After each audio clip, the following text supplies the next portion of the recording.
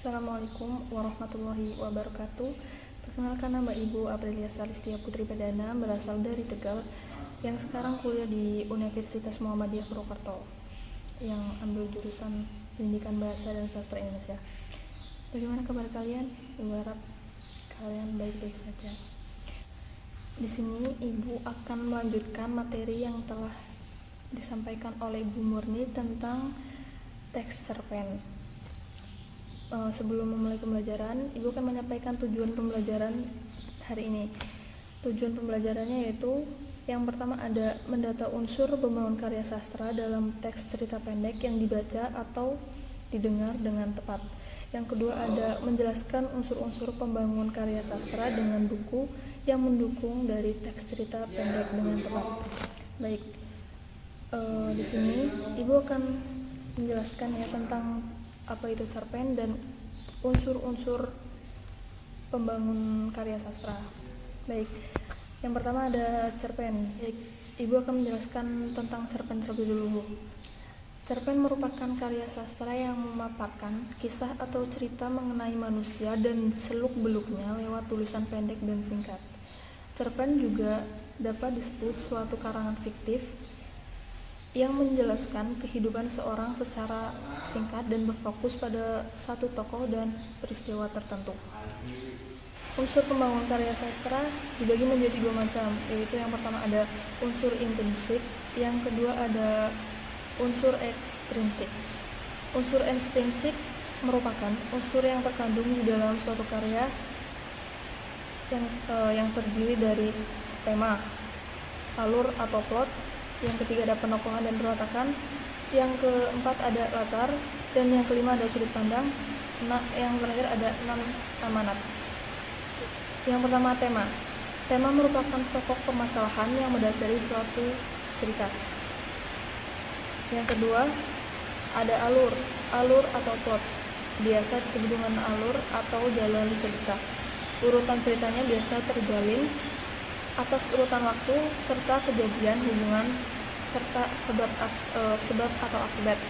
Yang ketiga ada penokohan dan perwatakan. Penokohan merupakan penjelasan watak atau sifat para tokoh yang terdapat pada cerita. Jadi dari orang-orang yang ada dalam cerita tersebut. Lalu yang keempat ada latar. Latar merupakan tempat, waktu, dan suasana terjadinya peristiwa atau cerita. Yang kelima ada sudut pandang. Sudut pandang merupakan cara bercerita atau cara pandang dalam mengisahkan peristiwa dan cerita. Yang terakhir ada amanat. Amanat merupakan pesan yang akan disampaikan oleh pengarang cerita kepada pembaca. Jadi amanat itu pesan yang ada di dalam cerita tersebut yang sudah dituliskan, cerpen yang sudah dituliskan oleh pengarang oleh pembaca tersebut. Unsur ekstrinsik memiliki beberapa macam. Yang pertama ada latar belakang penciptaan. Yang latar belakang penciptaan merupakan sebuah latar belakang yang berkaitan dengan tujuan dari suatu karya sastra yang dibuat. Yang kedua ada latar belakang masyarakat. Latar belakang masyarakat merupakan yang berkaitan dengan masyarakat sekitar dan juga sangat berpengaruh terhadap sebuah karya.